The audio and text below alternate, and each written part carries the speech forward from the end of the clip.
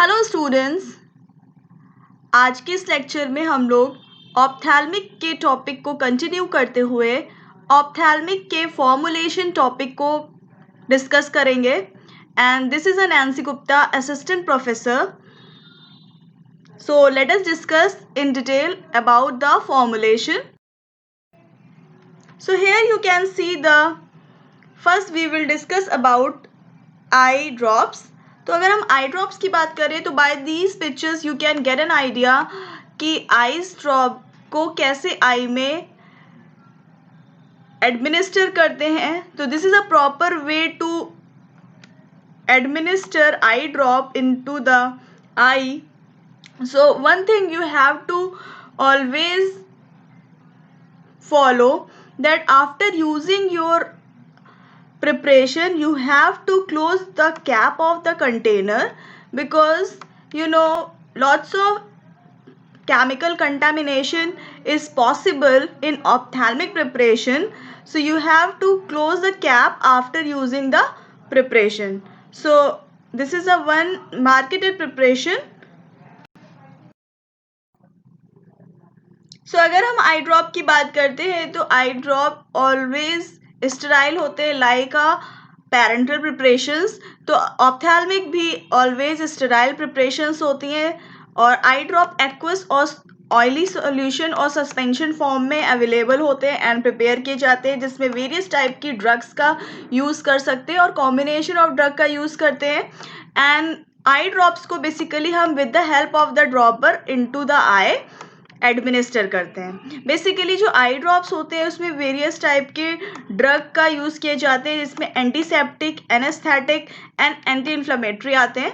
तो जिस kind of आपको ड्रग की नीड होती है, जिस तरह की रिक्वायरमेंट होती है, that kind of eye drop you use for the cure of any type of irritation और एनी प्रॉब्लम.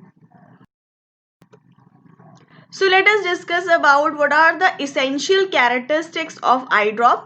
तो आई ड्रॉप की फर्स्ट और ऑलवेज ऑप्थेल्मिक या पेरेंटल की रिक्वायरमेंट है that it should be sterile. Next है it should be iso osmotic with lacrimal secretion. तो iso osmotic होना चाहिए with the lacrimal secretion, otherwise iso osmotic नहीं होगा तो यू नो कि उसमें डिस्कम्फर्ट एंड इरिटेशन की प्रॉब्लम कैन अकर. नेक्स्ट हम देख सकते हैं always it should be free from foreign particle. किसी भी टाइप के फॉरेन पार्टिकल की प्रेजेंस नहीं होनी चाहिए. फाइबर्स एंड फिलामेंट प्रेजेंट नहीं होना चाहिए. आई ड्रॉप का जो पीएच होता है ऑलवेज न्यूट्रल होना चाहिए. नेक्स्ट उसको प्रिजर्व करने के लिए we have to use suitable bactericides. Next they should have suitable and stable during its storage. तो जब भी जो भी स्टोरेज कंडीशन है उसमें उसकी शेल्फ लाइफ मेंटेन रहनी चाहिए. तो this is a characteristics. So let us have a look at the formulating agents and the adjuvants we are using in the eye drops. तो इसमें आते हैं आपके thickening agents, buffers and antioxidants. Thickening agent का use हम viscosity को increase करने के लिए यूज़ करते हैं, जिसके एग्जाम्पल है methyl cellulose, polyvinyl alcohol, polyethylene, glycol. तो these are the agents for using the enhancing thickening agents.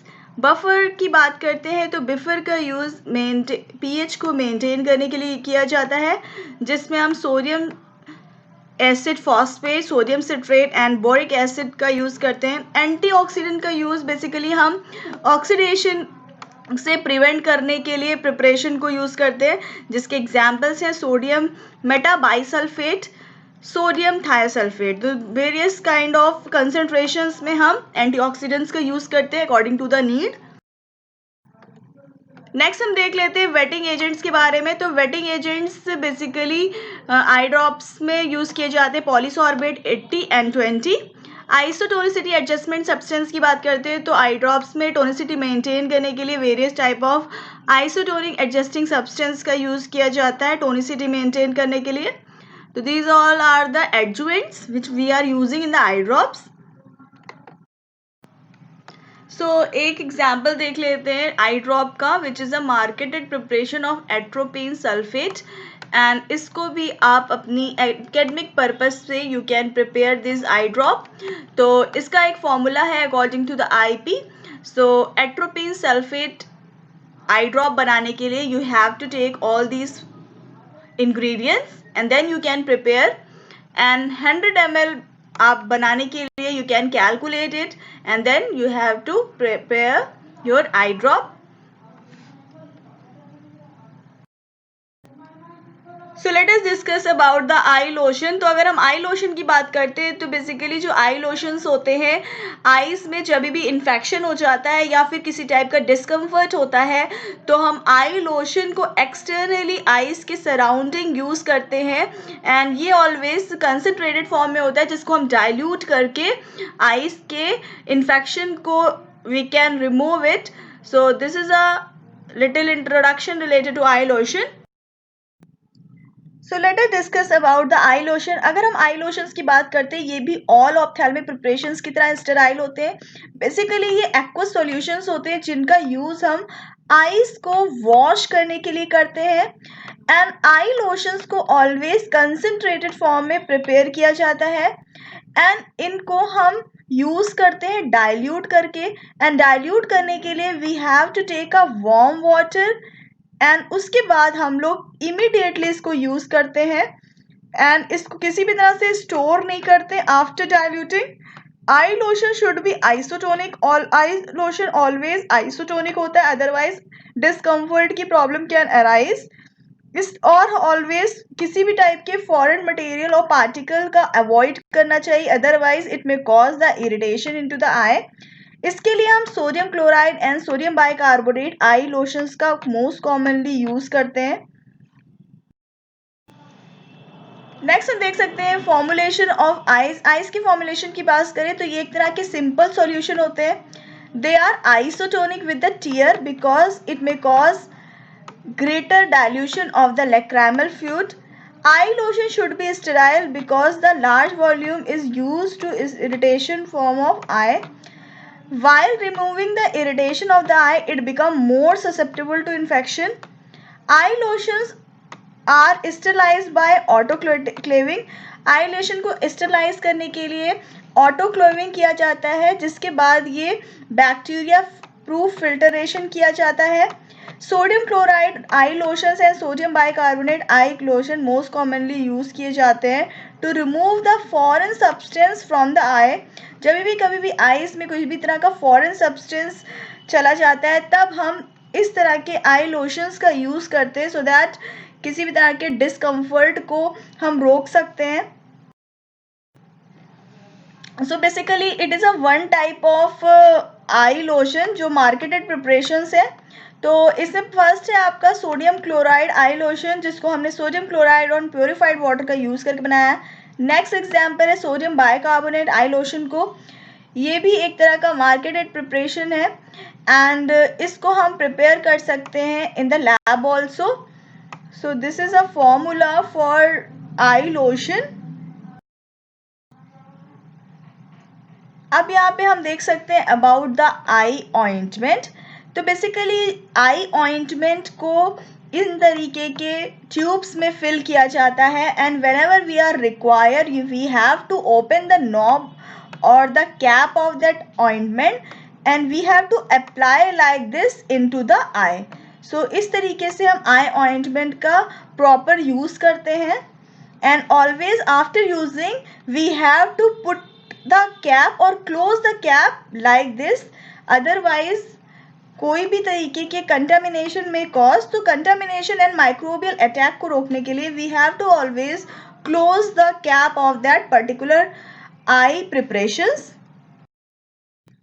So let us discuss about the eye ointment. तो आई ऑइंटमेंट की बात करते हैं तो ये भी एक तरह के स्टेराइल प्रिपरेशन है जिनको हम आईज में यूज़ करते हैं, अप्लाई करते हैं। बेसिकली ये भी एसेप्टिक कंडीशन में बनाए जाते हैं और इनको हम पैक करते हैं स्टेराइल कोलैप्सिकल ट्यूब में।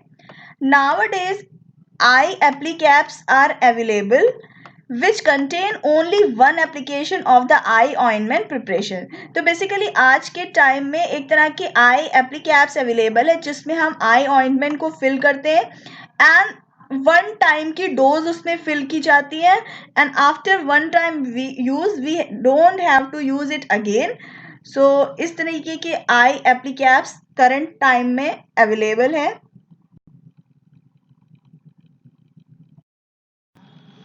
नेक्स्ट हम देख लेते हैं फॉर्मुलेशन ऑफ आई ऑइंटमेंट. तो आई ऑइंटमेंट जो होते हैं based for an eye ointment must be no irritating of the eye. The eye ointment base should melt near to the body temperature. जो आई ऑइंटमेंट होते हैं body temperature पे melt हो जाते हैं और इसके थ्रू लेक्राइमल सिक्रीशंस के साथ ये डिफ्यूज होता है एंड एब्जॉर्ब होता है and it is a one formula of eye ointment which is by which we can prepare eye ointment. So here you can get an idea eye ointment को कैसे हम eyes में use करते हैं. तो इस तरीके से eye ointment का यूज़ करके हम proper eye ointment को eyes में लगा सकते हैं and we can get a cure from eye problem. So this was all about the formulation of eye preparation. So here I am ending today's lecture. Thank you so much all.